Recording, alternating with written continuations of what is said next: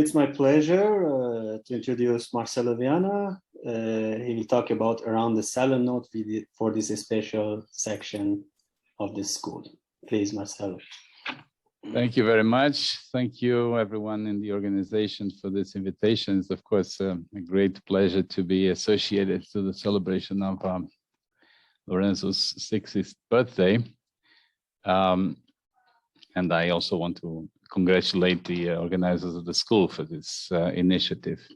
So this will be a mixture of math and reminiscences. I want to start at the beginning. The beginning of my story happened in March 1986, when I first met Lorenzo. I was arriving to graduate school at IMPA. He had been here for 6 months or so, so he was also quite new. And this is the picture of that period. As you can see, neither of us has changed much since then. IMPA at that point was already quite a great place to be a graduate student. By the way, this is Lorenzo's office as a graduate student on the 3rd floor. As you can see, he was already quite organized and sorry, Marcelo, this was the table of Semesquita, was not my table. I think you shared the office, didn't you? I shared the office, but my oh, the mess was his. The mess is the photo of Semesquita. Okay. He will show up. He will show up very soon. So these are images of our times as graduate students with other people you know, Jorge Arão, Marcos Kreiser, Rafael Rogério, Gonçalo Contreras, Maria Carvalho. As you can see in the photos, Lorenzo back then already had quite a proactive role in the group. More images, and in particular, Zé Mesquita shows up on the last photo with his chess set, and other people. Nedir is also there, and other students about that time. Marcos Kreiser trying to explain us what a homoclinic intersection really is. His own brand of homoclinic intersection. So we started interacting, Lorenzo and I, and our first joint paper is from that period. It was published in Ergodic Theory and Dynamical Systems in 1989. It had been done, I think, by the late 1988 or maybe early 1989. Since then, Lorenzo and I co-wrote 3 more papers. One in Contrandu, one in Invenciones, and another one which was published as part of the proceedings of the conference that celebrated the 60th birthday of Floris Takens in 2001. And in addition to these papers, and I will be essentially explaining a little bit the content of these papers in most of my lecture. In addition to those papers, we also spent quite some time writing our book with Christian Bonetti, Dynamics Beyond Uniform Hyperbolicity. These are photos of our very last effort to finish the paper in 2004, images of co-authors at work in Christian's office in Dijon. Okay, so what are these papers that we co-wrote about? And I will start not in chronological order. I will start with the paper in Contrandu, whose title is Discontinuity of the House of Dimension of Hyperbolic Sets. This paper was motivated by a result of Anthony Manning, published in 1981. Manning proved that if you take a hyperbolic basic set, a transitive hyperbolic set of a surface diffeomorphism, and you look at the house of dimension of this set, we know by now that the geometry of hyperbolic sets on surfaces is much simpler than in higher dimensions. And this result of Manning is a manifestation of that fact, that the house of dimension of the set depends continuously on the dynamical system. If you just take the continuation, the hyperbolic continuation of that horseshoe, the house of dimension varies continuously as you vary the diffeomorphism. And what we observed in this paper, in the short paper in Compte Rendu, is that this is false in dimension 3 or higher. The idea is actually quite simple. This is a 4 pages paper. The idea is quite simple, and I will try to explain what is the basic mechanism, because it turned out to be important for other things, and in fact deeper applications of this observation. So this is what's behind this discontinuity of the house of dimension. And so to explain, let us fix some number lambda in between 1/2 and 1. This will be a rate of contraction. We want a rate of contraction, but not too strong, otherwise the construction doesn't work. So that's lambda should be bigger than 1/2. And then we consider 2 maps. One of the maps, F0, is just the multiplication by lambda. So and there's a second map, which is the multiplication by lambda plus some second parameter t. And with these 2 maps, we consider the corresponding iterated function system, which means that you have these 2 maps and you are allowed to multiply, to iterate each one of them kind of randomly. All iterations, all compositions of these 2 maps are allowed. And so we consider the set lambda t, which is the limit set for this iterated function system. I didn't write the formula, but the limit set is the set of limits of all sequences of the form fi1 composed fi2 composed fi3 composed fin applied to x.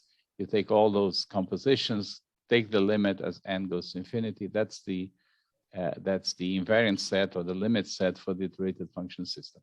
And then it's a simple exercise to verify that for parameter t equals 0, the limit set is just the origin. That's kind of obvious, because for t equals 0, we really have only 1 map. And that's the contraction by lambda. So every orbit goes to 0. But for t positive, arbitrarily small but positive, the set lambda t, the limit set, is actually an interval. And so in terms of the house of dimension, the house of dimension is equal to 1. And so as you look at the house of dimension as a function of the parameter t, this is discontinuous. This jumps, has a one-sided discontinuity. And that's the basic observation behind our construction. In order to turn this into an example of discontinuity of the dimension of basic sets, we just had to construct a hyperbolic set in 3 dimensions with a strong contracting direction, a strong expanding direction, and then a weak, say, contracting direction that looks like this. Think of this as this one-dimensional example as being a kind of projection of the horseshoe into the center, the weak contracting direction, and that this observation translates into saying that the house of dimension of that set, that horseshoe, also has a discontinuity. And in fact, the observation that lambda t is an interval for t positive is also at the root of the work by Christian and Lorenzo, where they exhibited the notion of blender. I mean, there are many ways to view blenders. From my point of view, a blender is a hyperbolic set, which viewed from the weak direction looks like this kind of construction. So they use this observation in a much deeper way in their 1996 paper. So that was the Compte Rendu paper. Now let me go back to our first joint paper, Discontinuity of House of Dimension and Limit Capacity on Arcs of Differmorphisms, which appeared in Ergodic Theory and Dynamical Systems in 1989. This was also motivated by a paper of Manning together with a former student, McCluskey, published in 1983. And in that paper, they studied the creation of differmorphisms derived from an Nosov through a saddle node bifurcation. I will recall this very classical construction in a little while. So they looked at this mechanism for creating non-trivial recurrence for diffeomorphisms, non-trivial hyperbolic recurrence for diffeomorphisms, and they claimed, that was one of their main results, that when you do that, the house of dimension of the interesting part of the non-wandering set varies continuously through the bifurcation. So the house of dimension, essentially the house of dimension of the non-wandering set, which is would be, according to their statement, would be a continuous function of the parameter, would depend continuously on the dynamics. But they realized that their argument had a gap, so they published a corrigendum, an erratum, saying that, well, our argument is complete, and at present we don't know whether continuity holds or not. And that's what we set to look into and try to sort out, which eventually we did. So here is, this is really a very, very classical construction, but here is the idea, what it means derived from an OSF, from the point of view of this paper. One works with a family, a one parameter family, I will call that an arc of the diffeomorphisms of the two torus, F sub t, which start as an OSF. For negative t, the map is an OSF.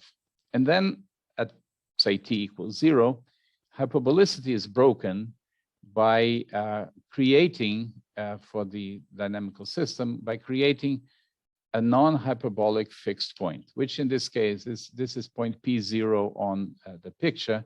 You modify your dynamics, essentially, you modify your dynamics in such a way that you create a non-hyperbolic fixed point, and then, of course, at that point, the map ceases to be an OSF. And then you move forward by unfolding the saddle node. The saddle node gives rise to two fixed points. One of them is a repeller, the other one is an attractor.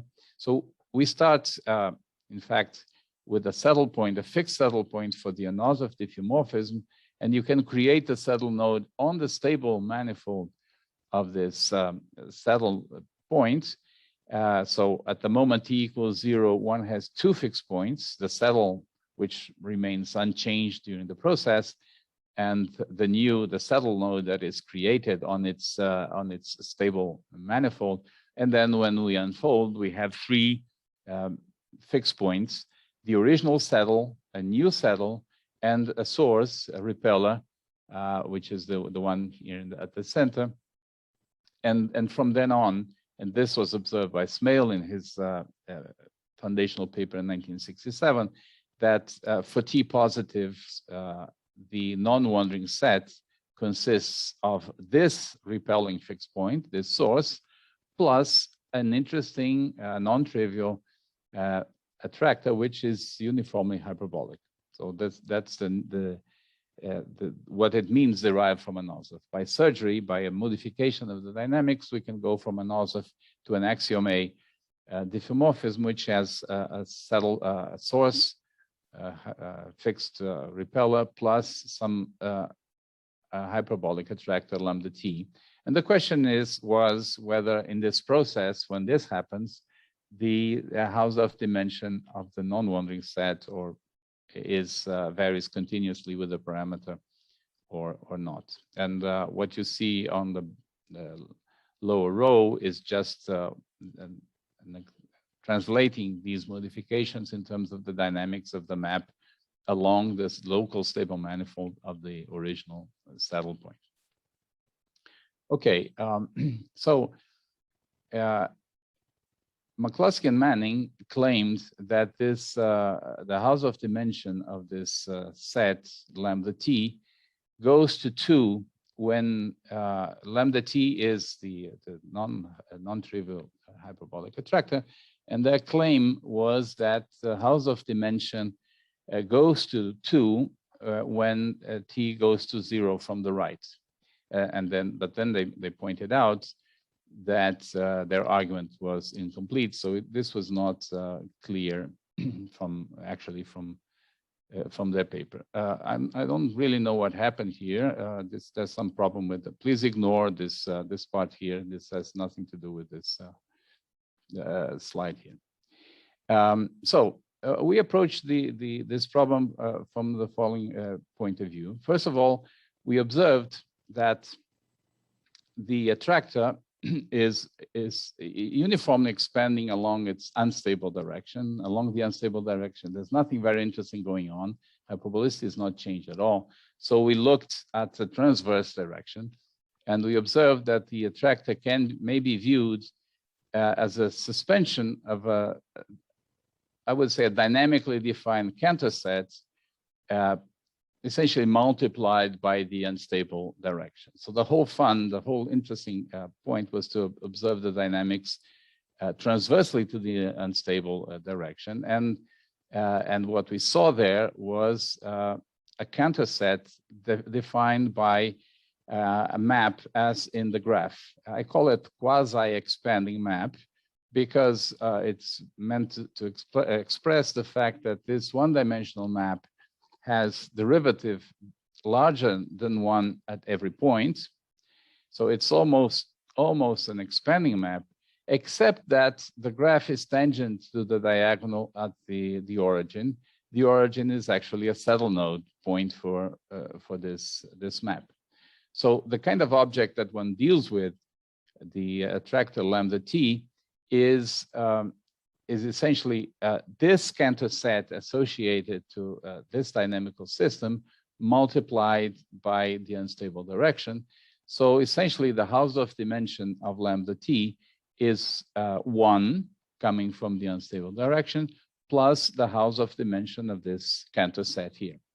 By Cantor set defined by this map, I mean that one removes from the Cantor set the interval A, B, and all its pre-images under this map here. If the map was hyperbolic, was uniformly hyperbolic, was an expanding map, then this would be an example of the notion of dynamically defined Cantor set, which has been thoroughly studied and is quite well understood nowadays. But the point here was precisely that hyperbolicity fails because of the presence of this saddle node at the origin.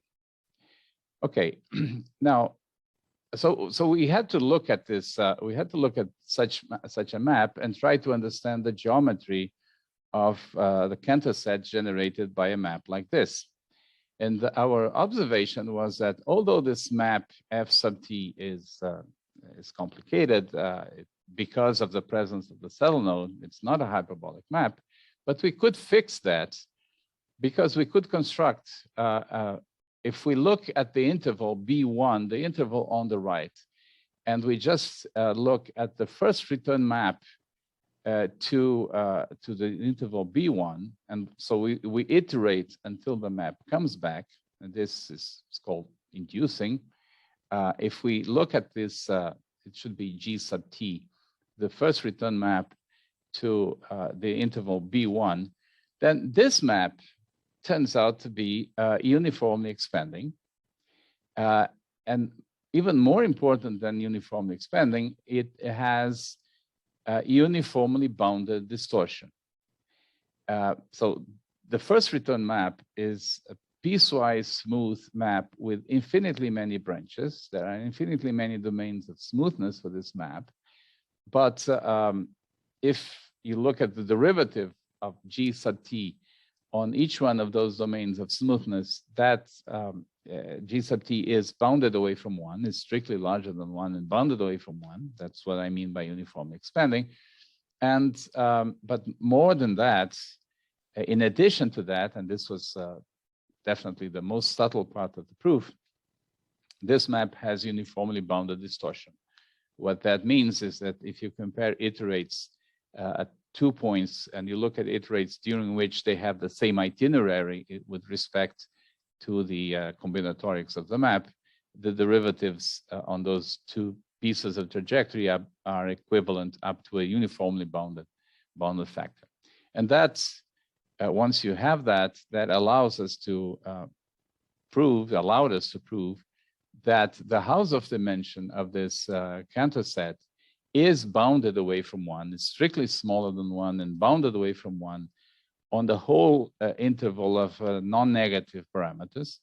And so the Hausdorff dimension of the lambda t of the attractor is bounded from 2, strictly smaller than 2, for on t larger, greater than or equal to 0. And so the claim of McCluskey and Manning was actually false. The dimension does not approach 2 as t goes to 0. It remains it remains bounded away from 2. I've tried to draw this picture. I hope it will help me in explaining geometrically what this uniform bounded distortion means, because this picture turned out to be useful in later situations, as I'm going to explain. So there's no legend there. Let me explain what this picture is. On top, I have this interval in blue. That's the interval 0, 1. And then we are constructing a Cantor set using the map F. At the first stage of the construction, we remove a gap. This gap here on the second line is the interval from A to B. And then we use the dynamics to produce new gaps by taking pre-images. So we have one pre-image on the left, another on the right. These are gaps that are being introduced by applying the dynamics, and then there's another iterate, and at this point we have, I think, 7 gaps, okay? Now, if we do this, the geometry that we have is not bounded. For example, the quotients between the length of the gaps and the length of the intervals that are nearby are not bounded. This construction has unbounded distortion. I tried to emphasize that by showing, for example, that the interval on the blue interval on the left is much bigger than the first gap. So the trick to see this problem as a problem with bounded distortion was to construct the set by reorganizing, construct a Cantor set by reordering the way you create the gaps. And that's what the line in magenta at the bottom is trying to explain. You should think that on the first stage, we remove this gap, its pre-image on the left, the second pre-image on the left, the third pre-image on the left. So on the very first stage, we remove a whole sequence of gaps by taking iterates to the left. And this is the first stage of the construction, and then we just repeat this. Of course, it's a bit more complicated because we have infinitely many gaps at each stage, but what we gain from this is bounded distortion. Bounded distortion means that in this magenta construction, if you compare the length of a gap to the length of a nearby remaining interval, those lengths are bounded from 0 and infinity by some constant that is, the quotients are bounded by something which is bounded away from uniform, bound from 0 and from infinity. And this idea, actually, this sort of heuristic way of formulating the idea behind the proof, turned out to be useful in our next paper, the Invenciones paper about strange attractors in saddle node cycles.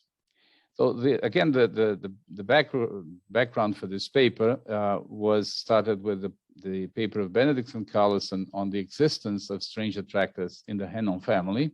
They proved that the Henon family has attractors which are neither periodic nor hyperbolic, and that occurs for a positive measure set of parameter values. So this is the Henon map, and this is one of such, presumably one of such values for which there is this complicated picture, which is a non-periodic, non-hyperbolic attractor.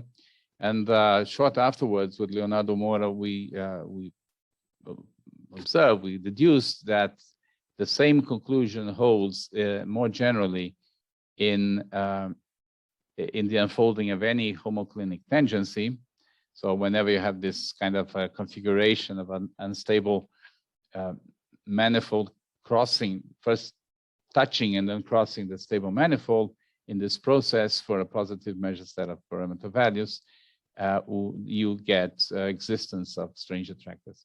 But this, I mean, inevitably, because it's in the nature of things, these parameter values, although they have positive measure, they are quite small, in fact, and also the attractors were quite small. And that motivated us to, in the 1996 paper, to look at a different configuration, a different geometry, which is called critical saddle node cycles. So critical saddle node cycle looks a bit like this. We didn't invent the notion. It came from the paper of Newhouse, Pallis, and Takens at IHES in 1976. And it means that we have a saddle node, this point here, which is transversely contracting, means that all the directions are actually contracting directions, except for the one where the saddle node is created, except for the central one-dimensional direction. All the others are contracting. And we say that we have a cycle if the unstable separatrix is actually contained in the stable set of the saddle node. You have this configuration, the unstable separatrix goes and enters the saddle node from the contracting side. And we speak of critical when the way the separatrix approaches has this wiggling. Formally, it's a fact that there is a unique, strong, stable foliation of the saddle node that I represent with these magenta lines. And critical means that the unstable separatrix has points of tangency with the leaves of this strong, stable foliation. It's the only invariant foliation of the dynamical system, which contains the strong, stable manifold of the saddle node as one of its leaves, as a boundary leaf. So this is the configuration for a critical saddle node cycle. And again, the notion came from Newhouse, Pallis, and Takens, where the subject was stability of this sort of bifurcations. We looked at it from the point of view of trying to understand the dynamics, the global dynamics. When you have a saddle node cycle, critical or not, you, for free, automatically, you have a domain such as this U that is represented on the picture.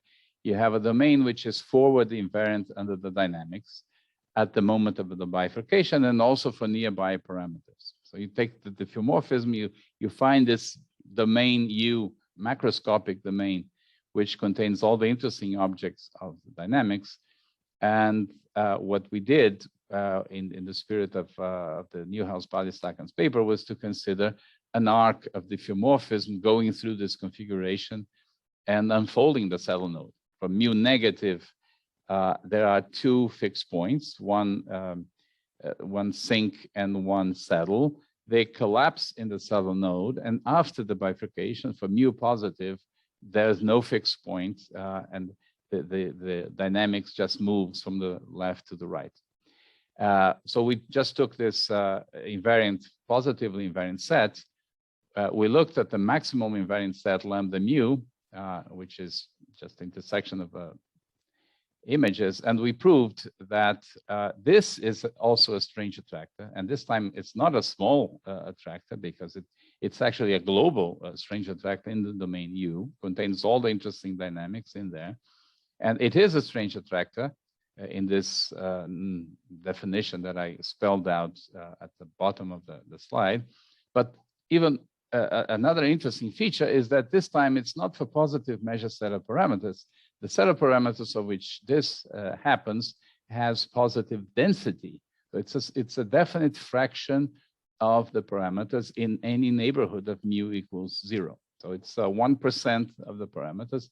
It's not something that goes to 0 as you approach the bifurcation. So the statement is much more global, both in phase space, because we are talking of the maximum invariant set, but also in parameter space, because we are talking of prevalence, of positive density of parameter values for which this holds.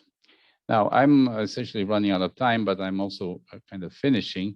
The fourth paper that I mentioned that was written with Isabel Rios is a survey where we pointed out, we highlighted the kind of tools that are used in the proof of these results, but also in papers that Lorenzo and Isabel wrote, where they studied the dynamics of saddle node horseshoes, so kind of quasi-hyperbolic sets, except that hyperbolicity is broken by the presence of a saddle node, and which, I mean, they studied the unfolding of the saddle node and the bifurcations that such sets can have.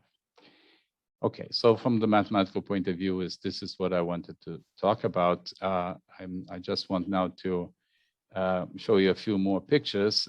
These are somewhat later pictures. We were no longer students, but there were students around. Heber English, Eleonora, José Alves, Maria João Costa, Isabel Rios. These are pictures taken in 1995 at IMPA. Also 1995, pictures from the International Congress of Dynamical Systems that was held in Montevideo in tribute to Ricardo Magnier. This was held in May. Magnier was passed away in March that year. These are images, and again, you can see lots of well-known people. Katok is here, Jacob Pales and Zezé, Federico, Hannah, Raul. I think Raul was already a student, but Federico and Hannah definitely not graduate students, and a few other people that attended the meeting. Also in 1995, there was a school and workshop of dynamical systems in Trieste, and these are pictures of a weekend we spent in Venice, led by Marguerite Flexor.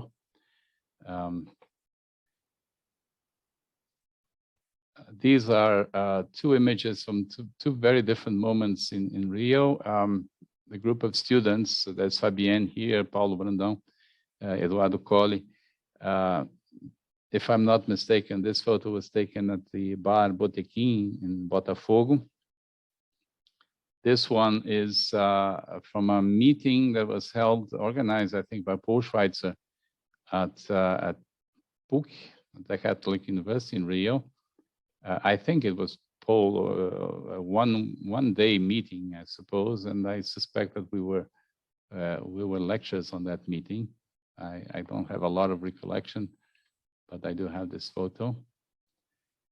And I don't think I should close without mentioning another aspect of interacting with Lorenzo. That's his gourmet side. I was the privileged guest at some of his dinners he organized in his place with a few friends.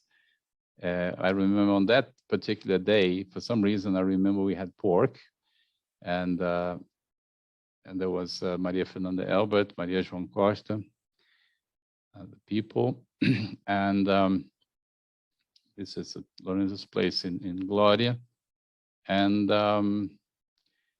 that's it. Happy birthday, Lorenzo.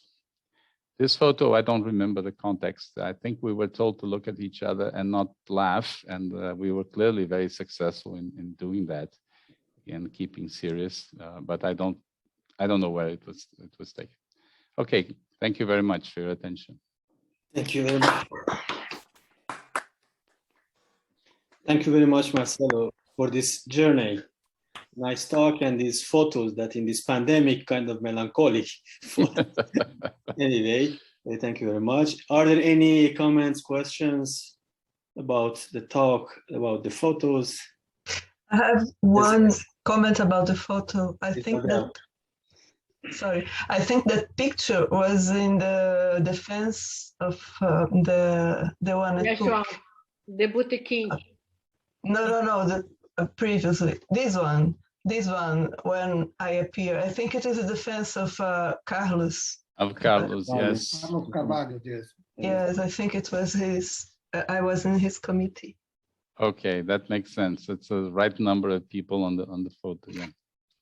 But Marcelo, it's missing that poster, Mora Viana, nunca mais.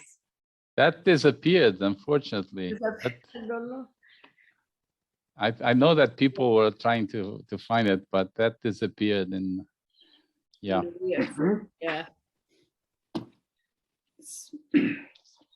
So maybe one question, Marcelo, about this critical saddle node. What about the Hausdorff dimension of that attractor? I don't know. Very good question. 1 plus delta would be my guess, where delta goes to 0 when mu goes to 0. But that's you know, that's a very happy guess. I don't know. I have no idea how to prove it. That would be my guess. Sorry for a very naive question, but it seems that. Well, again, it depends on whether you want the answer for all parameters or only for the parameters that are in the statement of the theorem. Exactly. My answer is for those parameters. I suspect that if you want all parameters, you can have Hausdorff dimension arbitrarily close to 2. You know, very fat horseshoes and stuff like that. Okay. Sorry, one that Ali, you made a mathematical question. Let me ask a question or a comment. I was afraid to put mathematical question after the photos of Marcelo. I would like to know, do you know, Marcelo, there are some news about, for instance, the problem in dimension 3, the local dimension depends on the point, because I guess that the problem of the continuity of hyperbolic sets in dimension 3 is still open. And indeed, I guess that we don't know if we can define the local dimension, meaning that it's independent of the point. As you know, I spent quite a lot of time in my life trying to solve the problem and made no progress. I think it's still open. I haven't heard about it. There are results of the type that almost every point. So the question is, when you have a horseshoe in dimension 2, and you look at the dimension in the neighborhood of any point, it's the same. It doesn't not depend. Local dimension is independent of the point. And it's not easy. I mean, in higher dimensions, I don't think we know the answer. Although there are results of the type that almost every point has the same local dimension, but whether that holds for all points is not at all clear. I don't think there has been an answer to that problem. Maybe Google knows better. You mean for Cantor sets, so for a stable set and unstable set? Yeah. For the whole horseshoe, it follows from transitivity. You just take a small piece inside your small ball, which has an iterate that goes to the other ball and vice versa. No. It's I mean, you're right that I didn't define local dimension properly. You take the intersection of your horseshoe with the stable manifold, or the stable leaf, local stable leaf of the point, and whether that depends on the point. Same for the unstable. I think that it is also related to the note that you wrote with Gugu and Jacob. These horseshoes in higher dimensions. Yeah, but that the horseshoe, but by a better horseshoe with more geometry in some sense. So that was Gugu's clever way of bypassing the difficulty, saying we don't look at the whole horseshoe because we don't have to. We look at sub horseshoes that whose geometry is nicer and yet are big enough to almost represent the whole horseshoe, but doesn't immediately answer that sort of questions. Well, thank you. Okay. Any more questions or comments? If not, let's thank again Marcelo. Thank you very much. Thank you.